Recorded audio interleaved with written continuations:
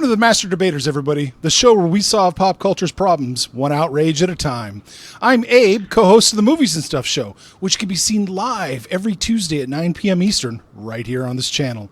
And joining me are three other guys that are missing the 37th episode of Big Brother, season 18, to be here tonight.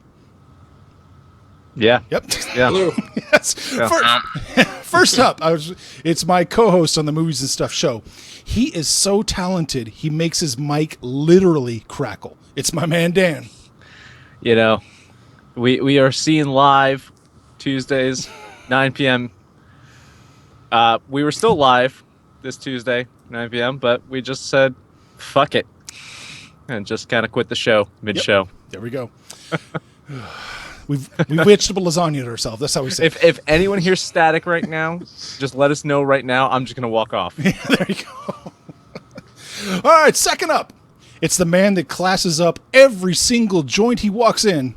The badass himself, Jamil. Thanks, guys. What's up? How you doing? How's everybody doing tonight? You just take it off guard. I'm missing the game for this. I am missing the game for this right now. Yes, you're going to miss C.J. Anderson rack up like 2,000 yards tonight. Just saying. Collusion. There we go.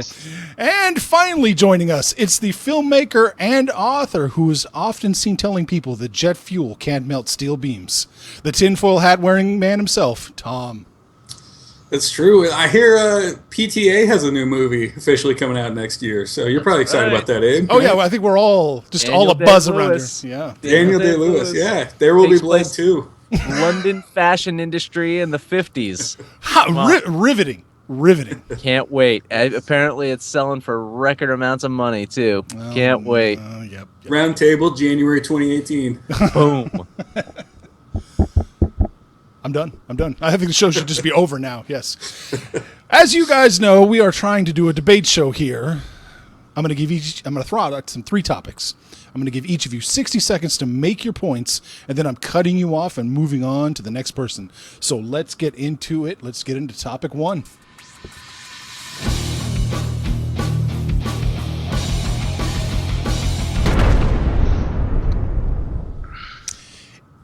Jackie Chan is going to receive a Lifetime Achievement Academy Award this coming up ceremony.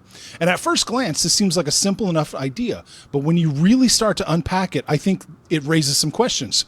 As you all remember, the Oscars took some heat for not promoting diversity, while at the same time making a ton of Asian jokes. And there's always the ever-present cloud of pandering to China with Hollywood. So I want to know, what do you guys think of this Oscar to Jackie Chan? Tom, it's been a while. You're going first. Well, it's funny watching Jamil's eyes during that, actually, so I'm curious about his answer, probably more than mine now. But anyway, I thought that was very weird how the Oscars were constantly pointing out how much diversity they were championing, but then let's also make these jokes about little Asian kids who are really smart at math and make calculators for us. So it was weird, and I assume this is partially a reaction to that. And I don't think it's very subtle, and it's clumsy and everything. But at the same time, Jackie Chan is clearly, he's made a mark. He's iconic. I don't think it's a bad thing in retrospect now to have to, for the Oscars to start to let themselves kind of be a gateway to acknowledging things that aren't Oscar baity awardsy movies. And so I think if we look at it in that lens, I don't think it's that bad. I think it is clumsy. I think you can see right through why they did it, but it might lead to things that might actually make the Oscars a little bit more palatable for the average person who watches it otherwise just for the jokes or gets offended by it. All right. I want to give you your full time. There we go. Jamil. Oh, look, I'm going to tell you something. I don't believe in protected groups. I mean, Chris Rock hosted the show last year, and he made a bunch of white people, black people jokes. But as soon as he made jokes about the Asian people, oh God, no, don't, no, not like either everybody's protected or nobody's protected. As far as Jackie Chan getting the Oscar, he deserves it. Like, he's never gonna win an Oscar for acting. It's Jackie Chan, so I'm glad he's getting it, even if it is kind of transparent on why they're doing it. That man has broke every bone in his body at one point or another. Sometimes all at once. I think that deserves an Oscar. That's all you got? You done? You got 15 seconds? All right, we're going over to Daniel. Wait, you said you're done. You're done. I hate honorary Oscars. I think they're garbage. I think they should do away with them. You know, it's just completely asinine. It's like someone can't win an Oscar in their life, so let's give them a participation trophy. That's bullshit. It's un-American to me. And you know what I hate even more is they're awarding this honorary Oscar to someone who's still alive. He has a chance. He's still making movies. He has a chance to win an Oscar. I highly doubt it, but there's still a chance that he could win an Oscar. So why give him this participation trophy when he can go out and maybe take a good role and actually do a good performance where he can earn an Oscar? These honorary Oscars are completely horseshit. Maybe if it's to celebrate someone who's won multiple Oscars and they're just like, here's another one to your collection because you're so awesome, but to give it to someone who's never going to win one or hasn't won one, especially when they're still alive, to me, is bullshit. Well, you really played the clock there. Playing to the clock. So, Dan, you're a big fan of people like John Wayne getting an Oscar for True Grit, which in no way was an honorary Oscar. No, you know, see, here's the thing is I actually am okay with Lifetime Achievement Award Oscars if it's for a movie that the person did. And, you know, kind of like how they'll say, okay, well, this is a good performance by this person. They've never won an Oscar before. Let's give them the Oscar. You know what? Not to say that I'm great with that, but I'm better with that than just saying, let's just give someone a random Oscar. It's like it's just giving someone like a random degree from a university. Here you go. You didn't earn anything. Here's your honorary degree. It means bullshit. It's nothing.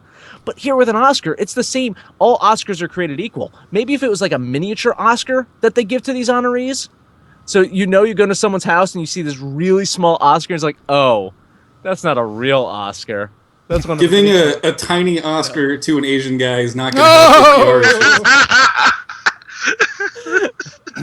Well, I also think that it should not all. I think Oscars should be tiered by importance. You know, like best director, you know, best writer, best actor, best supporting actor, cinematographer, special effects. You know, as you go down the tiers, you know, especially when they split Oscars, like there's like 5 writers that get the same Oscars. Like, no. That should be like the Stanley Cup. They should have to share that one Oscar.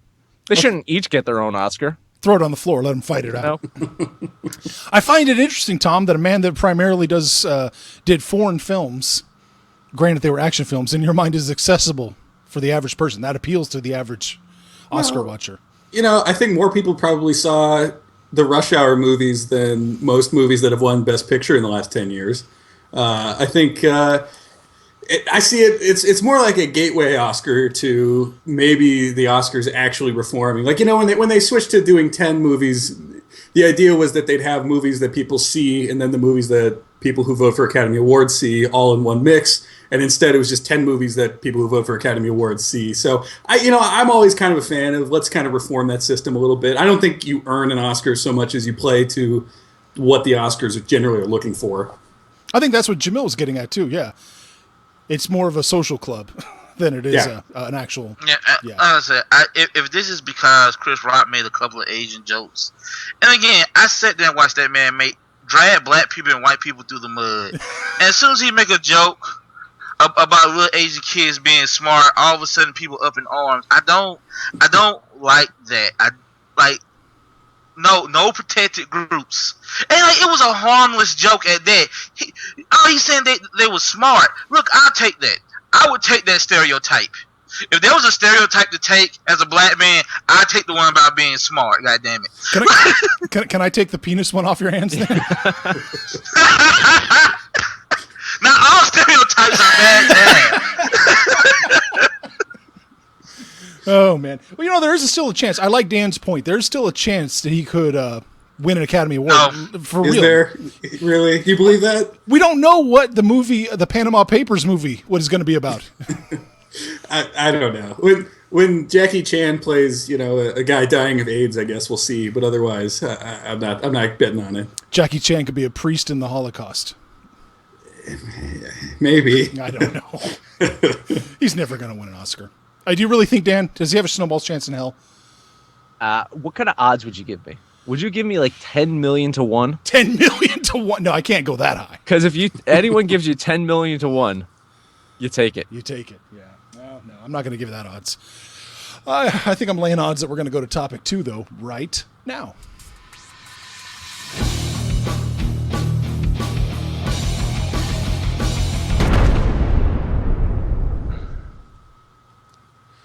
Pam Anderson shocked pretty much everyone in the world by stating porn is a public hazard of unprecedented seriousness.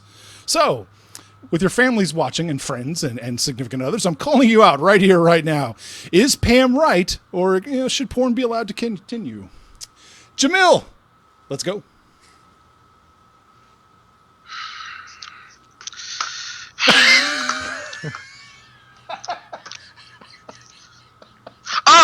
Yeah, so look, it's funny that it's coming from her of all people, because she might be the first piece of porn I've ever seen in my life. So it's like, look, I don't even know what to say. Like, how do you get like 55 years old, famous off your tits and ass, then decide porn ain't good? Like, literally, all your money come from you being like this sexual object of desire. Like, did you just forget where you came from?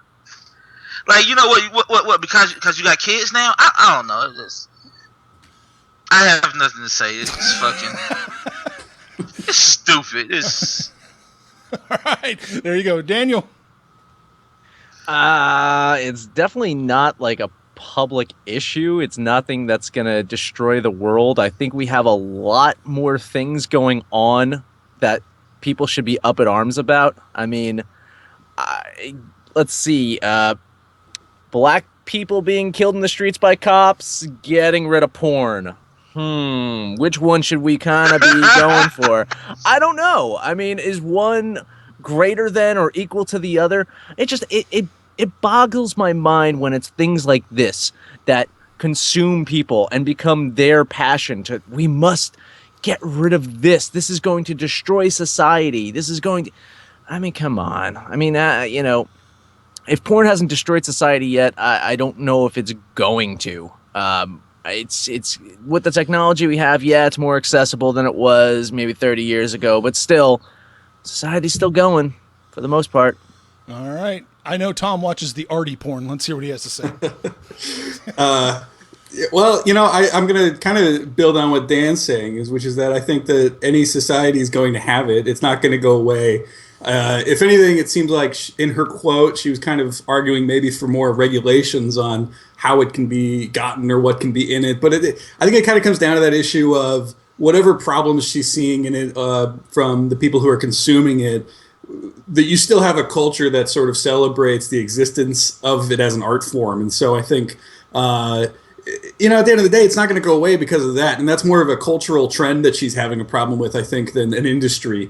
And so I think it's the same. I mean, you see any industries vilified, like people don't like video games because they're violent, and maybe kids are going to be more violent as a result of that. It's that same argument. Are the video games bad? Do we need to get rid of video games, or do we just have a cultural trend that maybe people are not agreeing with, people don't like? So, yeah, I think it's sensationalized and overblown. It's hyperbole, too.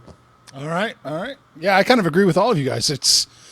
Porn's there. It's not going away, and I think we have seen some statistical evidence that shows sex crimes go down with the accessibility of porn. You can actually argue it's beneficial to society.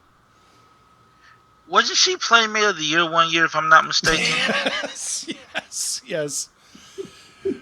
I think Jamil's facial expressions they answered the question as you were reading it better than any of us did. It just boggles the mind. I don't. These people, especially her. That's the problem. It's her. Like, if it was like some crazy person saying this, it's her. Her fortune is built on her silicone tits, and how dare she say anything bad about? I'm getting myself in trouble. I think the quote almost read like it seemed like a PR move almost. Like she's playing at some angle. She's trying to get sympathy of somebody or doing something. She's playing an angle more so than I think being passionate from reading that quote. It's just so weird too, because she's very vocal. She's with the Whale Wars people. Like she supports them, and the anti-whaling stuff. So she is part of that. To me, if that's what her passion, and if that's what she was screaming about, I take it over this other quote unquote passion to end porn. It just defies logic of why someone would choose that as their, I'm going to make a stance, I'm going to make a statement in this world, I'm going to make a difference, I'm going to fight porn. Jamil, I know you're still wound up. What do you got? I mean, I'm just saying, if we got nothing to jacket to, I just feel like crime would increase because of all that pent up tension. I think you've got something there. You really do. Could you imagine the fights that would happen? Jesus. I wonder if her angle is, if we get rid of porn, then like the value of old Playboy magazines go up, and then her value goes up. I don't know. I wonder that too. I mean, are people going to suddenly start buying VIP on Blu-ray? It seems like some kind of like some sneaky Marvel villain scheme. This would be so much more interesting than anything I've seen from a Marvel. Right? Movie. I mean, just saying. Let's get this in, whatever the next movie. Well, that Avengers is 5. Yep, that's an interesting point. That a lot of those Christian fundamental groups that protest against gambling whenever casinos are brought up for most states, they're usually funded by Vegas. So yeah, follow the money. I wonder what is going on here. There's something bigger than all of us. That's a good note to end on. We got our conspiracy out there. There you go. Jamil, go but I will say this. If porn was harder to find, I think people appreciate it more. Like when I was a kid, you really had to work for your porn. We're coming back to this theme of earning things versus being given them. Seems to be the It's appreciated more. If you have to work for it, if you have to watch Channel 79 when it's scrambled just to see like one is it an breast, elbow? Maybe. We don't know. Know. Yeah, exactly. It doesn't. I think people would appreciate it more. It doesn't matter. Okay, I'm done. All right. Let's move on to topic 3.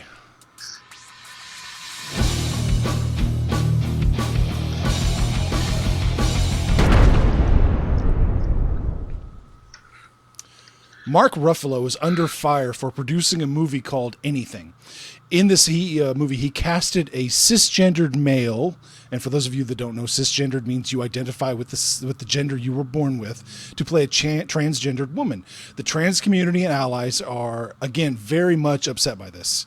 So where do we fall in this? Should a cisgender be allowed to act, in a trans role? And Dan, I guess you're going to kick us off. I say that any actor or actress or whatever should be able to play whatever role that they're good at. And simple as that. If you want to have a man play a female, you want a female to play a man, you want someone who identifies one way to play something else that they're not, or play something that they are. I mean, to me, it's all, that's what acting is. Acting is playing something that you aren't normally, unless you're, Kevin Smith and you just play the same person that you actually are in all your films.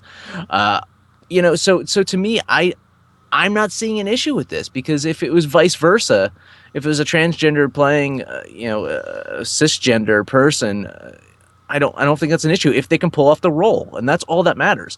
If you get a good enough actor or actress to pull off the role that you're trying to do, I don't care what they're playing, as long as you're not doing like blackface, because that might be a little too far. That's a little too far. Thomas. Well, I think blackface is the right thing to compare this to, because I think we have, culturally, there's not enough of a precedent of transgender people being played in any way in media to really, I don't think people know whether to be offended or not. And they're at the point now where they're going to start to decide, is this the equivalent of blackface, or is this the equivalent of a straight actor playing a gay character like Mark Ruffalo has done? And oftentimes we call those people brave, like, oh, those brave straight actors playing gay characters. And we're okay with that. And I guess for some reason we're not okay with this, or at least a small portion of people aren't.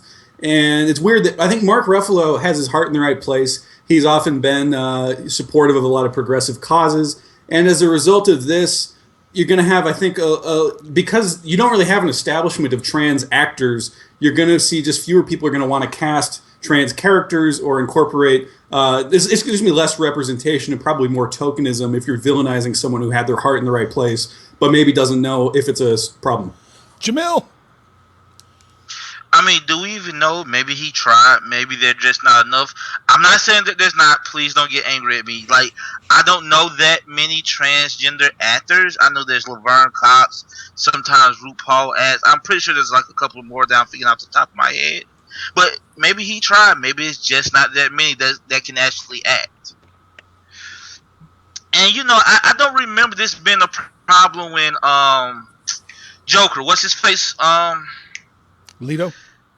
Yeah, Leto. Did he play a transgender person a few years, like just 2 or 3 years ago, and won an Oscar? I think he was just gay. Like was he?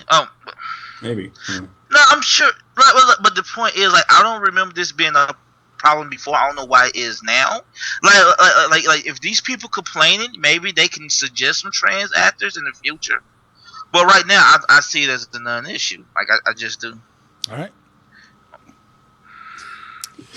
It's interesting. It was really interesting. Yeah, I think, Tom, you're really right. He does have his heart in the right place on a lot of issues, and now he's being attacked for this.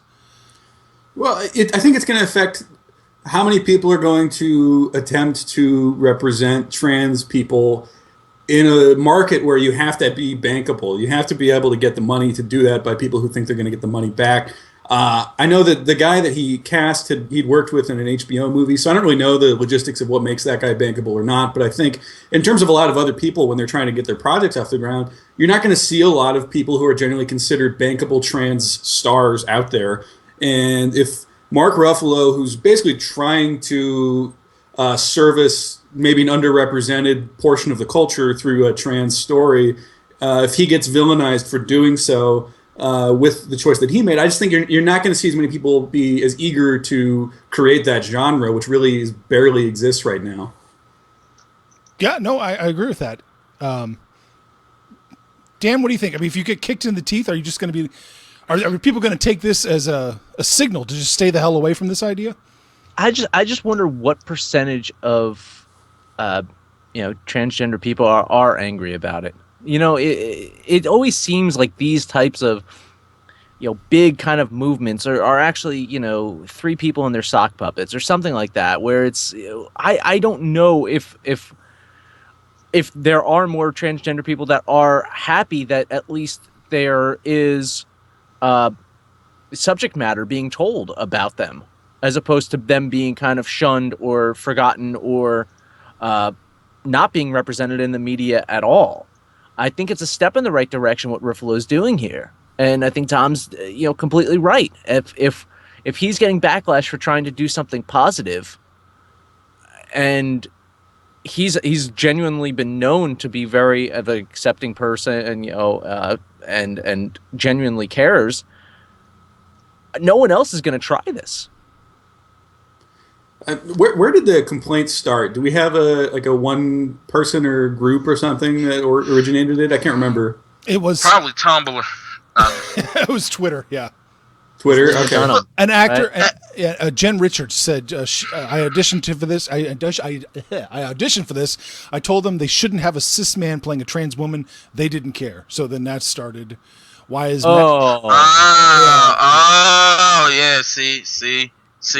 She didn't get the part. Yeah, Jen Richards started. Yeah. Okay. But they still auditioned. They auditioned people. Yes. They auditioned many different people, we'll say, for this part. Mm-hmm. And they chose the best actor. Actor, yes. This guy earned it. He wasn't given it. I mean... It all brings it back together. Yeah, it brings it back to the... It's terrible. It's a really interesting debate. Go ahead, Jamil.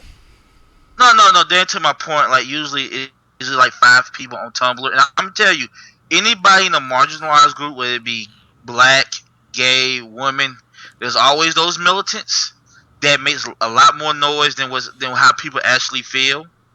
Like have we heard from anybody else complaining? I mean, that doesn't mean anything, but have we heard from Laverne Cox? Have we heard from these people on this topic? Not that I'm aware of. Exactly. So, Maybe just cause she's salty, she didn't get a role. I think it feeds into the public interest in public shaming, though. I mean, people like to publicly shame people, and if they can jump on that bandwagon, like even we're talking about it. Like I don't know exactly the whole story. I don't really know who the guy is who's playing the role, but we're talking about it. I think a lot of people are happy, at least on Twitter, if they find something they can retweet, they find something they can comment on, jump on some bandwagon. Whether I still think we don't really have a cultural definition of what makes this not equivalent or equivalent to something like blackface, but at the same time, if people find a reason to get upset for a social cause, I think they will do so, whether there's social precedent for it or not. I think the same thing. Then it's going to just turn out to be then, well, gay people can't play straight people, and straight people can't play gay people. That's the road that it's going to eventually go down if people keep complaining about this stuff. If we keep, yeah. That was my biggest question: is why is it so celebrated when a straight actor can play a gay character, but something like this is just, I mean, outrageous, at face value. I guess I don't know. I'm not included enough in the community that knows some of those things, but it seems like maybe that's what Ruffalo is thinking it's the equivalent to, because I think the guy who's starring in this and Ruffalo were both in a movie where they played gay people. So I would imagine in Ruffalo's mind, it's not a huge stretch to say it's a similarity to that, at least. Or even vice versa. You think of like Neil Patrick Harris. Neil Patrick Harris is consistently playing not only straight people, but kind of like hyper-sect male straight characters, which is, complete opposite of what his real personality in life is. But you know what that is? That's acting. That's what he's doing. He's acting.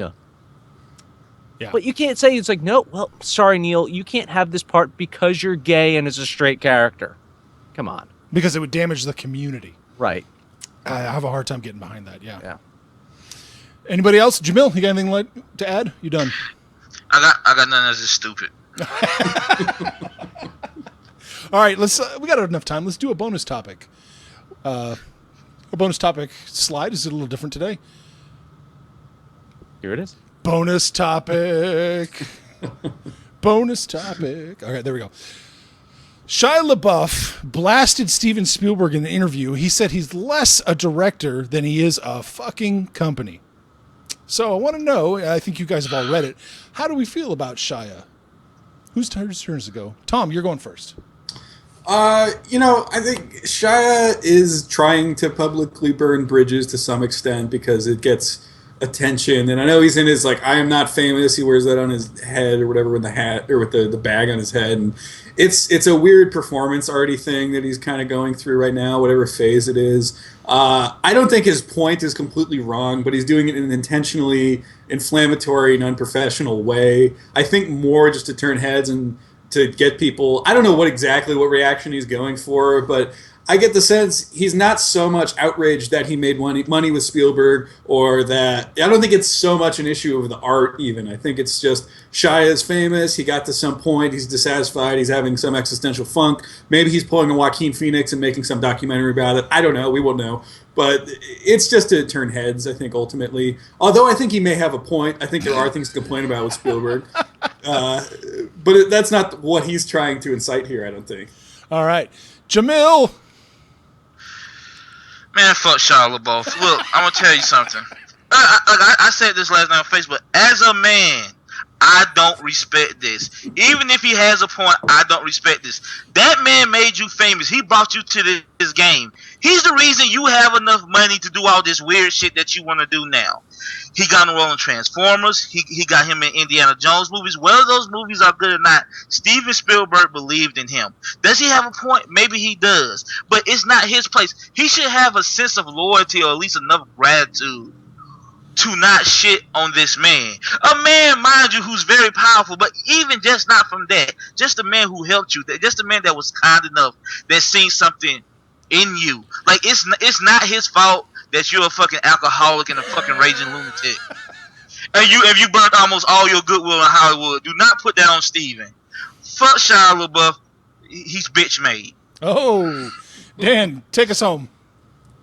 Man, I was completely prepared to really back up Shia here and defend him, but after hearing Jamil's argument, he convinced me otherwise, because I think Jamil made an excellent point about the fact is that he shouldn't be speaking publicly about a man who essentially gave him all these opportunities to make all this money so he can do all the weird shit that he wants to do. Originally, I was going to say, I mean, he did Crystal Skull. He did Transformers. He's got a point. The films that he worked on with Steven Spielberg, it's not like Shia LaBeouf was in Schindler's List or Saving Private Ryan. It's a different era of Spielberg, actually, right now. And he's one that is part director sometimes, but most of the time he's a company, and that's what he is. He's trying to make money. So, I mean, Shia had a point there, but to Jamil's credit, he convinced me otherwise. Yeah, Shia should have fucking shut his mouth about this. He shouldn't have, spoken about Spielberg and... Yeah. Well, I mean, do you get the sense, Dan, that Shia LaBeouf really is upset about the state of cinema or the state of Spielberg? That's what my problem was. I don't think that's what he's really commenting on. No. But again, there's a nugget of truth in what he's saying, because most of the time, 90% of the time, Spielberg is company. He's big business. He is out there to make the big bucks. He's producing these huge blockbuster films, and that's what he's doing. And then 10% of the time, he's still a filmmaker that can make excellent movies on his own when he's directing. So I mean, there is this unbalance between where Spielberg started with, where it was 90-10 the other way, and flipped to he's a company, business, to making the films as he can. I don't fault him for that, but there's a nugget of truth to what Shia is saying there. The problem is there's just no genuine feelings. I don't think he genuinely feels that way. I think he's just doing it for the attention. Jamil, can you put your hatred away for Shia? He should take Spielberg's, he should follow Spielberg's example. Look, Steven Spielberg know the prequels suck. Did he ever call George Lucas out in it? No, he like, George, my buddy, those movies are great. We knew he was lying, but that's his friend. So of course he's gonna be like, no, the prequels are great. So no, I just fuck him, man. It was a whole move. It was a whole move. If we want to take Shia's comment more seriously with that analogy, would we say that Spielberg, the company, said, "Oh, George Lucas gave us a treatment for Crystal Skull. Yeah, it's great. Yeah, whatever. It'll make a lot of money. That's fine." And then he went ahead and did it, and it adversely affected him there more so than just not actively attacking someone, a friend of his or co-worker of his, 3 movies or whatever. I mean, I think to Shia's credit on that specific analogy, it can hurt Spielberg in the end, even just to have that respect for his friends enough to not tell them when something's bad. Yeah, I think there's. I was about to say, I think there's a huge issue. You tell your friend. Yeah. Okay. I said, you saying if you tell your friend, you don't do it in a public forum like that. It's like family. You don't air your dirty laundry out. If you got a problem with Spielberg, how he run things, how about you call him up? It's like, hey, Steve, what's going on? You don't do an interview in Vanity Fair shitting on him, especially if it's not genuine. That makes it even worse. I agree. Dan, you had something you wanted to I was going to say this is my main issue here. Okay. Here's Steven Spielberg, the director of Schindler's List, Indiana Jones, Amistad, Saving Private Ryan, Minority Report, and Indiana Jones and the Kingdom of the Crystal Skull. That is on his resume for the rest of his life. He directed that film. He shouldn't have directed that. He should have produced it like he has the Transformers things. He should have said, yeah, let's produce this, let's make a ton of money, and let's hire someone else to direct it. But this is a permanent black mark on Spielberg's record right here that he directed this film. I don't think you can argue against that. As great as he's been in his career, he's got Crystal Skull on his resume now as a director. I almost feel like that movie was directed by Lucas. I know it wasn't, but it feels that particular movie feel like that was more Lucas' hand than his. Which just goes to your point. Maybe he just didn't care anymore. Like, yeah, George, whatever. That's what you want CG monkeys and Shia swing with him? Sure, go ahead, whatever. I don't care anymore. Because you know that was George Lucas' idea. You know that was George Lucas' idea. I to Tom's point, I agree with that. That this is perhaps this whole limited circle that we're never going to. We're just going to hold on to our power as long as we can. is actually probably hurting cinema instead of honestly looking at what they're trying to do or make. I think that is hurting it. And I think Shia is probably right about that.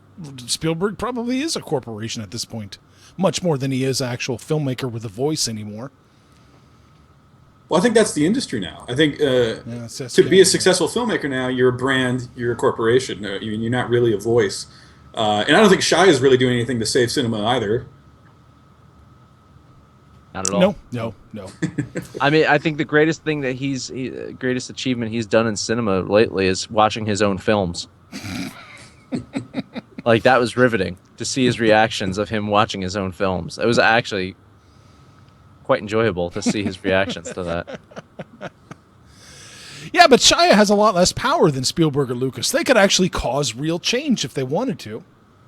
It is funny when Spielberg and Lucas come out and they have those speeches every once in a while about, kind of being anti-tent pole, and they're like, eventually some studio's going to go bankrupt, it's all going to change, you can't keep doing it this way. But then they keep making those sorts of movies, and right? Yeah, they're happy to. I mean, they benefit from them.